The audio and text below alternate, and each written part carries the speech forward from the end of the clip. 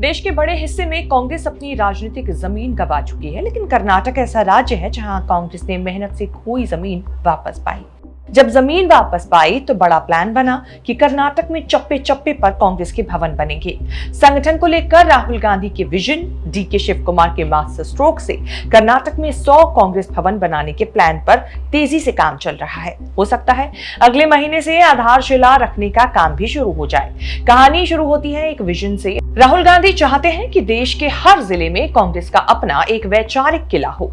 कर्नाटक के king maker DK Shiva Kumar ने इस सपने को हकीकत में बदलने के लिए मिशन 100 का आगाज किया। लक्ष्य है कर्नाटक के हर कोने में 100 भव्य कांग्रेस भवन बनाना। ये सिर्फ दफ्तर नहीं बल्कि डिजिटल लाइब्रेरी, ट्रेनिंग सेंटर और हाईटेक वॉर रूम होंगे। मकसद है 2028 के चुनाव से पहले बीजेपी के कैडर को टक्कर देना। इस तैयारी के बीच कर्नाटक की राजनीति में एक बार फिर लैंड अलॉटमेंट को लेकर बड़ा सियासी तूफान खड़ा हो गया है। मुद्दा घोटाले की आंच अभी ठंडी भी नहीं हुई थी कि अब कांग्रेस भवनों के लिए दी गई जमीनों पर सवाल उठे हैं। बीजेपी का आरोप है कि सीएम सिद्धरामैया और deputy CM DK Shiva Kumar की जोड़ी ने पार्टी के लिए सरकारी खजाने को करोड़ों का चूना लगाया है। बीजेपी और विधान परिषद में विपक्ष के नेता चलवादी नारायण स्वामी ने आरोप लगाया कि कर्नाटक सरकार ने 31 जिलों में कांग्रेस भवन बनाने के लिए सरकारी जमीनों की रेवड़ी बांटी है। वो जमीनें दी गई जहां सिविक इम्यूनिटी यानी जनता की सुविधाओं के लिए पार्क, अस्पताल बनने थे। बीजेपी का दावा है कि कांग्रेस भवन बनाने के लिए 40 करोड़ की जमीन केवल 2 करोड़ में कांग्रेस भवन ट्रस्ट को दी गई। नियमों के मुताबिक ऐसी जमीनें बाजार भाव पर दी जानी चाहिए, लेकिन कांग्रेस के लिए 95% की छूट दी गई। CA said should be given for the public communities. Here, the officers of the departments have given the word that political parties cannot use this public community sites, and it is illegal. Though after the statement of that, even in some media also written that. Even after that, they brought this issue in a cabinet, and they have discussed in length and decided to take up that land for a 5%, maybe 4 crore rupees in a market value. They are taking only for 20 lakhs.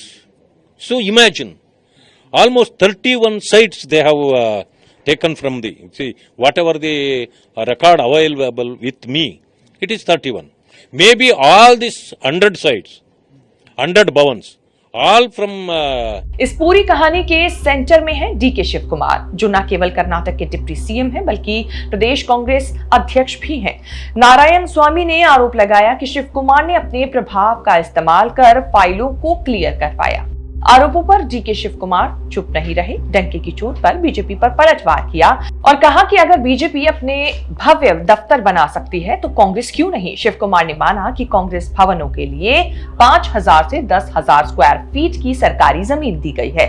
BJP के समय में बेंगलुरु में अलग अलग ट्रस्टों को रियायती दरों पर जमीनें दी गई थी। अगर बीजेपी सरकार ने जमीन नहीं दी थी तो आरएसएस ऑफिस कैसे बना। जेडीएस और बीजेपी के कई दफ्तर उन्हीं सीए साइट्स पर बने हैं जो सरकार ने दी थी। Of course, we are conducting on the 100 years of Mahatma Gandhi 100 Bhavan. I'm just taking 5,000, 10,000, 3,000 square feet. In Bangalore city, I think at the time of BJP, they have taken more than 100 places in the name of trusts for the various institutions, where I don't want to tell. In the private institution, again, some of them, are inside. And they took out a Chanakya University. There the value of the Chanakya University is minimum 10 crores. They have taken it to 50 lakhs, 100 acres. And they have collected to CSR. How many crores of rupees they have collected to CSR? They have misused the power. It is a temple. As BJP not collected, how did the RSS office come out? How they allotted the land? You come to Sadashivnagar, next to my house, a park was there. They have taken it as a wellness center, a yoga center. They have built a big office there. So I'll show you 100 places like that what BJP has done. They did not tell me, let them do any allegation. It is my bound duty to protect my party and have a temple of the Congress party, a small land of 3,000, 4,000 square feet. We are allotting it. We have every eligibility to allot the land. Some of them have gone to the court, let them go to the court. समझिए कि कर्नाटक में क्यों बन रहे हैं कांग्रेस भवन। राहुल गांधी का vision है कि कांग्रेस के भवन सिर्फ दफ्तर ना हो बल्कि संविधान पाठशाला और स्थानीय कार्यकर्ताओं के ट्रेनिंग सेंटर बने। बीजेपी उसी विजन में करप्शन का आरोप लगा रही है। कर्नाटक चुनाव जीतने के बाद trouble shooter DK Shiva Kumar ने कसम खाई थी कि वो राज्य के हर कोने में कांग्रेस का झंडा और पक्का दफ्तर गाड़ देंगे। कर्नाटक के 31 जिलों में करीब 100 भवनों पर करीब 150 से 200 करोड़ रुपए खर्च होने का अनुमान है। डीके शिव कुमार का इरादा है कि भवन बनाने में लगने वाला खर्च पार्टी फंड मंत्रियों और विधायकों के कंट्रीब्यूशन और चंदे से ही बनेगा। मीडिया रिपोर्ट्स के मुताबिक चिक्का बल्लापुर और बादामी में जमीनें पहले ही आवंटित की जा चुकी हैं। बेंगलुरु समेत जिलों में पुराने कांग्रेस कार्यालयों को मॉडर्न बनाया जा रहा है। पुत्तूर और बेलगावी ग्रामीण जैसे इलाकों में आधारशिला रखी जा चुकी है। एक एक भवन करीब 5,000 से 10,000 वर्ग फुट की जमीन पर बनना है। टारगेट है कि मार्च महीने से पहले तक इन भवनों की आधारशिला रखी जाए। 10 मार्च को डीके जो है वो प्रदेश अध्यक्ष के रूप में अपने 6 साल पूरे कर लेंगे। कर्नाटक के ये 100 भवन कांग्रेस के उस विशाल साम्राज्य का हिस्सा हैं जो कन्याकुमारी से कश्मीर तक फैला है। कुछ महीने पहले ही दिल्ली के कोटला रोड पर करोड़ों का नया मुख्यालय बनकर तैयार हुआ है। चुनाव आयोग को दी गई और ADR association for democratic reforms की रिपोर्ट के मुताबिक कांग्रेस ने साल 2022 और 23 में करीब 928 करोड़ रुपए की कुल संपत्ति घोषित की थी। दिल्ली के 24 अकबर कोटला रोड पर बन रहे नए आलीशान मुख्यालय इंदिरा गांधी भवन के अलावा भी कांग्रेस के पास अच्छी खासी प्रॉपर्टी है। कर्नाटक ऐसा राज्य है जहां कांग्रेस ने ऑर्गेनाइज तरीके से अपने भवन बनाने पर काम शुरू किया।